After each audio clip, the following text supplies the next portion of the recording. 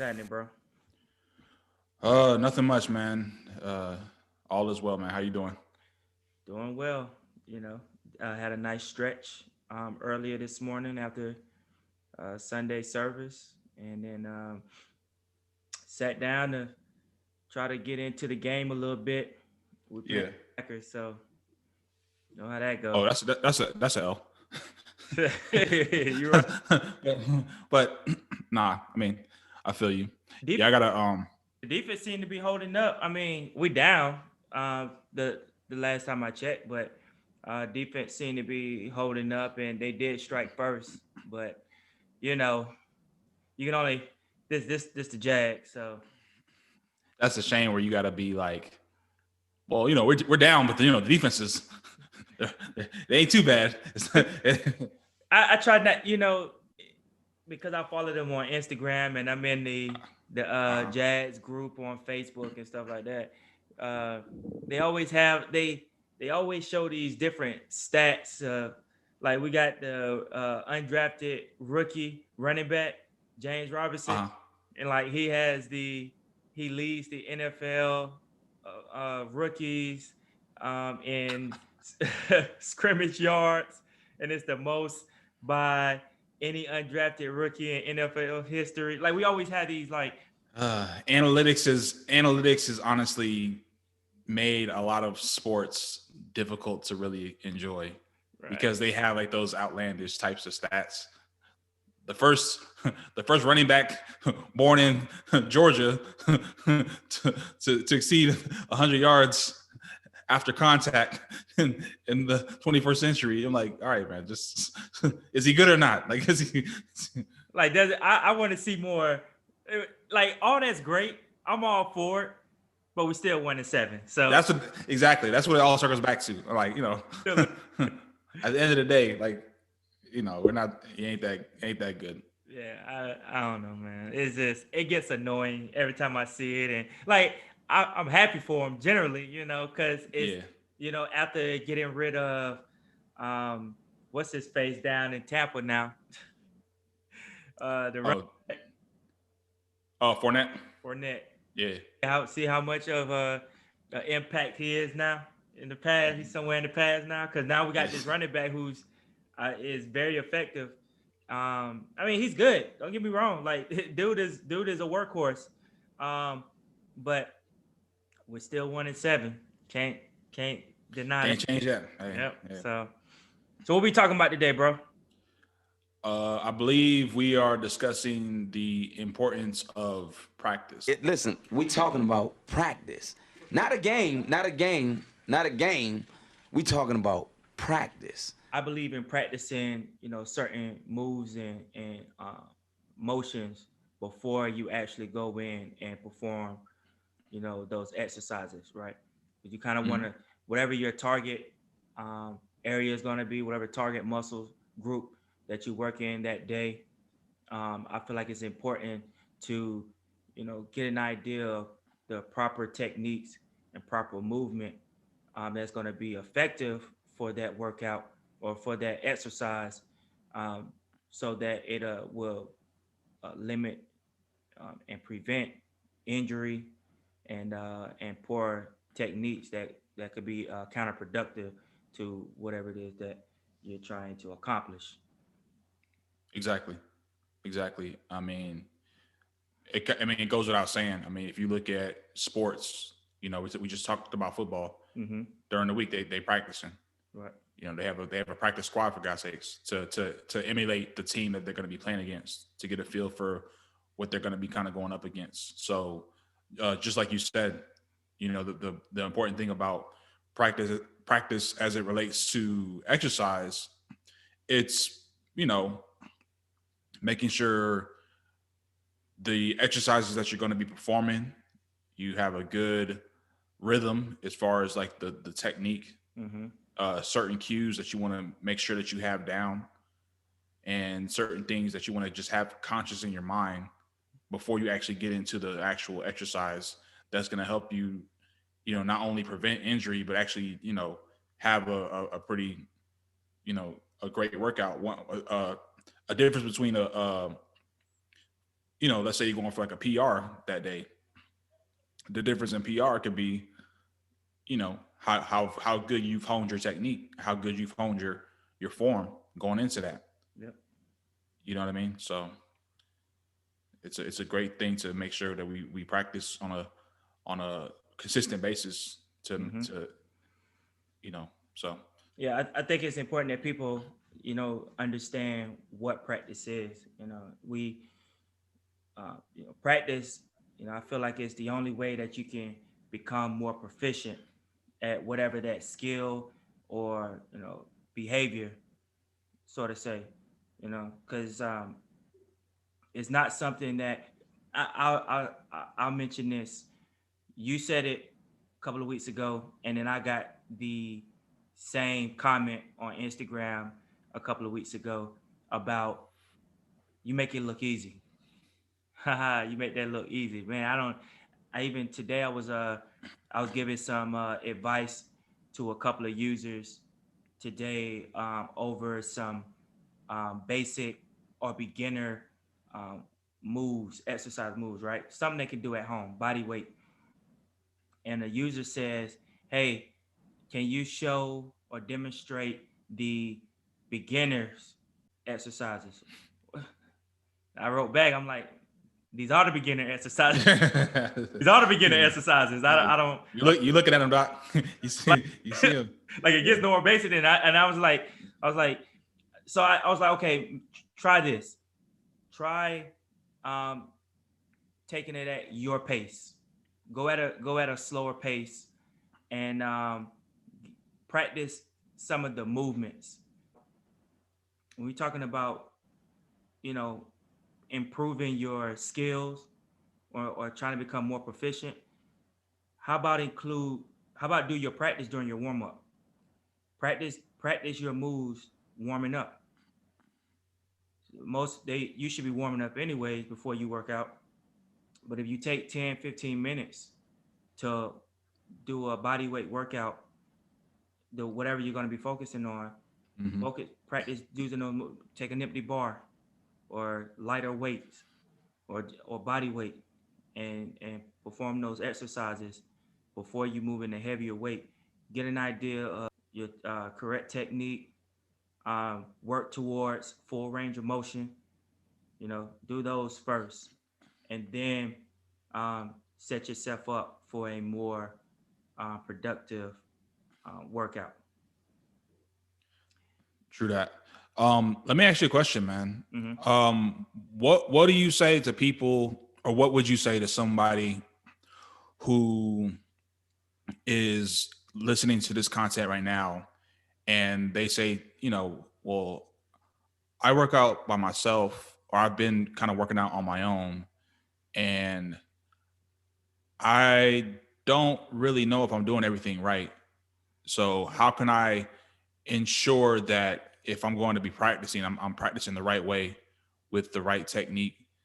Particularly if this person is, excuse me, let's say like in a situation we're in right now, like with the pandemic, and Mm-hmm.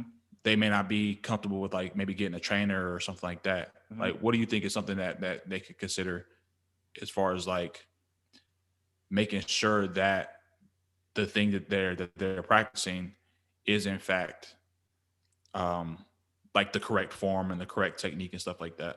Okay, so I'll tell you right now, you're not living in the 90s. You're not living in the 80s. You're living in an age and in a time where technology is the greatest asset and tool that we have. All right. Don't don't feel like you're too good to Google or utilize YouTube. The community that we keep speaking about, find a trusted source. I'm not telling you to go out and find that guy that's trying to deadlift and squat at the same time. Don't follow that guy. I tell you one particular um, Instagram guy I follow, Squat University. I Yeah. think they are excellent in the content that they put out. When it comes to, they have so many different demonstration videos. They go in depth into, what, certain muscle groups and, different, like you have to go on there and just get a look at it for yourself, because they show common um, range of motion issues, or common pain issues that people have, and they tell you, you know, things that you can do to improve, or, things that may be hindering your range of motion and stuff like that. They tell you, they give advice on how to improve those techniques and stuff like that. So I would definitely lean on technology and stuff. And then you can ask your questions to those those people in the community, or those people that are actually posting stuff. And 9 times out of 10, either they'll respond, or somebody that's in those comments We'll leave a response. respond. Yep. All right. Because I even take it upon myself, like if I see some content that I find that's interesting, that or I'm interested in, um I'll watch whatever they're posting, and then I'll go in the comments and just see what people are saying, um or if there's any questions that people have and they haven't been answered. I do that because I generally care about reaching out to other people who is trying to take an interest and stuff like that. And then you kind of engage with people that's within your community, and then you Yeah. really draw them into you. So that's what I do. Um, so for those that are just during this time in the pandemic, I do it myself. I go and I Google, you know, or get on YouTube and figure out, okay, hey, I want to improve my calves. What are some techniques that I can do that is going to help me to improve that area? Or I want to improve my forearms. What can I do? You know what I mean? Even stuff I'll look for different challenges and stuff at the house that I can do, or challenges, something I can hold myself accountable for, or whatever. That's gonna, because I'll keep a log of those exercises that I did do. So don't be afraid to just reach out, and don't be afraid to Google and get on YouTube, because you do it for everything else. Why can't you do it for fitness? You know what I mean? Yeah. That's a good point. That's a good point. Like you said, the information, we're in the information age.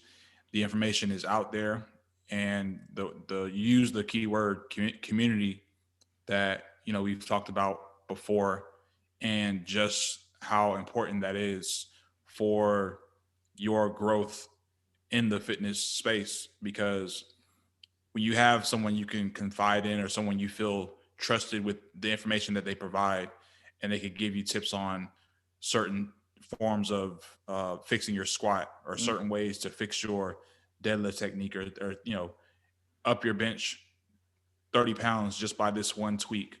And you learn little nuggets along the way that will, you'll watch a video and you'll say, oh man, I never thought about that.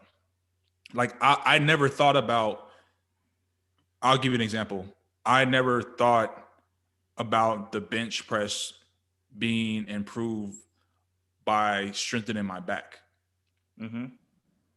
And I mean, I know that now, of course, but just back in that time when I was trying to think of ways to get stronger and improve my bench, I'm just thinking, well, just bench some more, just bench, like which is, yes, that is one of the ways, but in fixing your form and you know learning cues to help you really maximize the lift, that was one of the things that I discovered that did help my bench tremendously.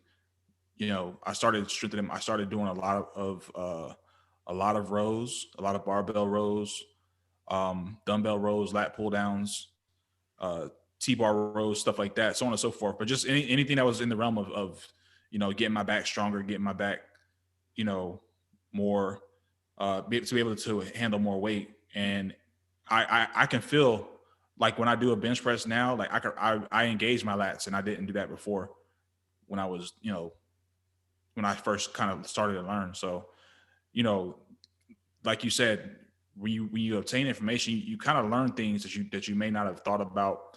And fitness is constantly evolving, and most things don't really change. But as far as like different things that you can learn about how to improve or how to get stronger in a certain area, and you learn stuff as new information comes out anyway. So Yep. it's always good to stay connected from that standpoint anyway, because you do kind of want to be on top of the information that's coming out, to better help you, understand different ways you can implement those things into your day-to-day regimen and incorporate those things and practice those things on a regular basis. So Yeah.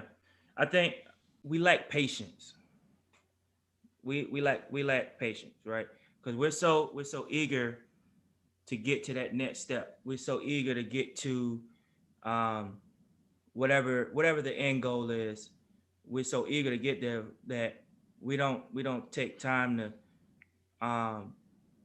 really hone in on those particular techniques that's going to actually get us there quicker than just rushing the process and then setting yourself back, whether that's through injury or just um, building up the incorrect muscle memory, or build up muscle memory don't with incorrect form, right, correct techniques. It actually sets you back.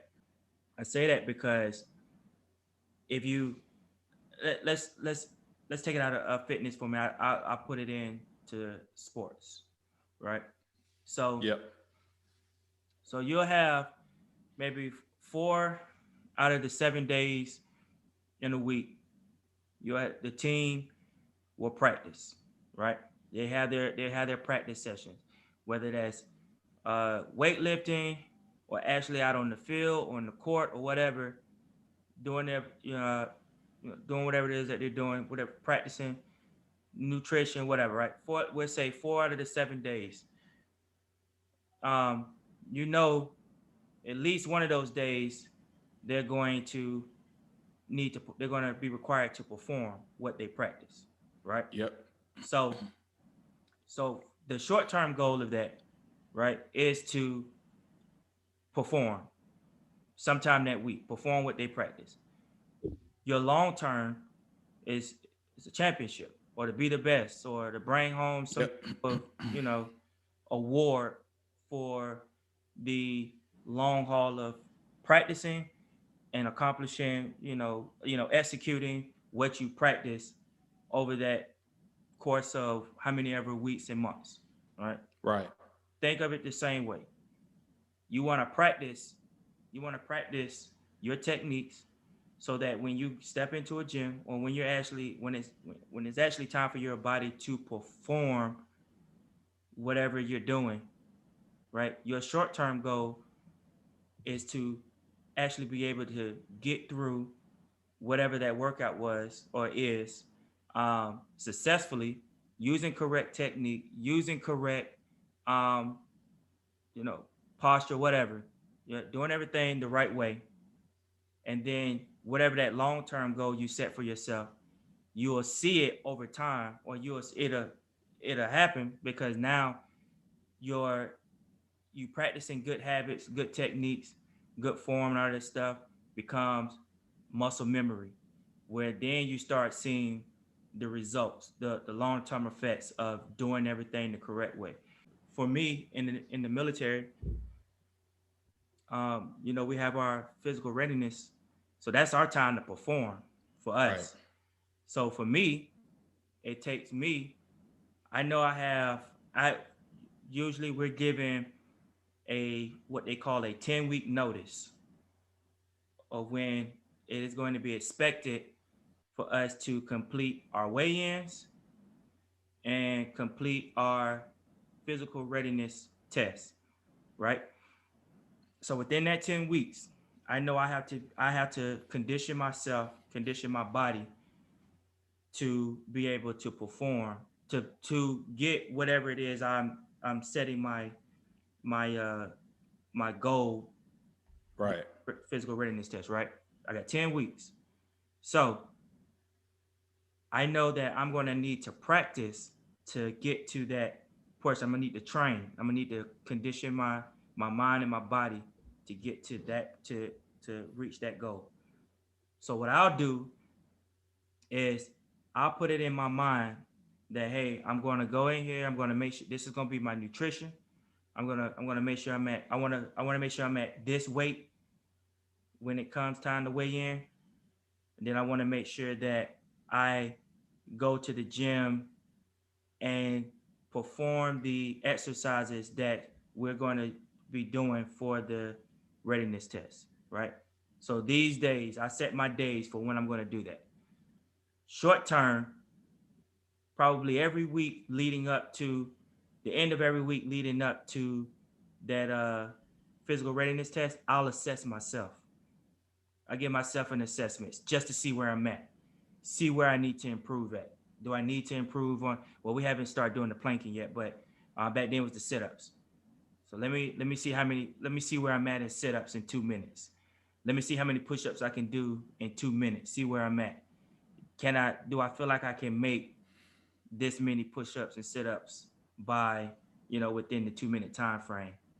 And then that long term, when it's time to perform, I should have this. I should have practiced enough and put myself in the position so that now it's time to perform. I have put myself in position to be able to do what it is that I practice, and it should actually come rather easy because of the fact that my body has over time has conditioned itself to be able to meet those requirements and the goals that I set for myself in that time frame. Exactly. Exactly.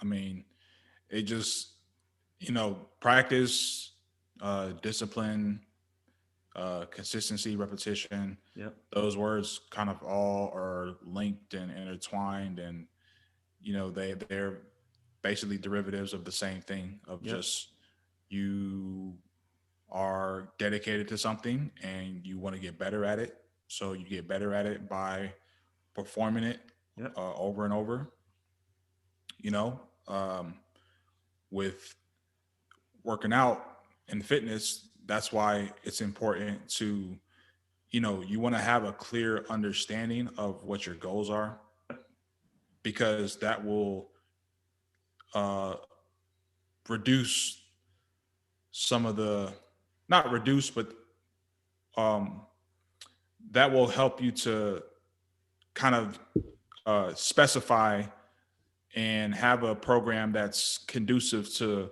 what your ultimate goal is. So, once you have that goal, then you have the exercises, or the program can be put together for you for the specific exercises that will put you towards that goal. Sometimes if we have broad goals, or things that aren't as specific, you may end up wasting a bunch of time Mm-hmm. just doing a bunch of stuff Yep. that isn't really helping you. So that's why in the fitness space, you want to try to have goals as specific as possible, because then you can hone in a specific program. And I think what people get caught up in is they feel like for a program they need to have like 100 exercises in it. Mm-hmm. And if you just keep it, you have exercises that are very, very good for specific things, and the less of them that you have, the more you can actually practice on mastering them. Imagine trying to master maybe 3 or 4 movements, as opposed to trying to master 8 to 10 movements. you know it's like night and day. Mm-hmm. And you may say to yourself, well, I need some variety. Look, you want results, don't you? So you got to learn to live with, try to stick with what works. And you know you don't need to have uh 10 different shoulder exercises for a program, or 10 different chest exercises. Now, yes, there's maybe a situation where a machine is taken, a bench is taken. You may have to call an audible, but those times are like few and far between. Mm-hmm. You know what I'm saying? But overall, you should have like, these are my go-to exercises. These are my, my breadwinners. These are the ones I stand by, and these are the ones I know that uh, have been proven to be most effective. So let me master those and perform those. I agree. So yeah, man. Yeah. So I end us here with this. Practicing is going to only help you to improve. And that's the whole basis. We just want to Yeah. improve, period.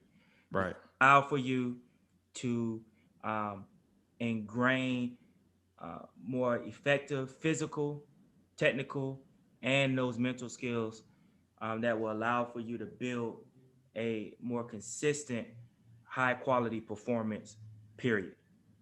Right. So that's why we practice.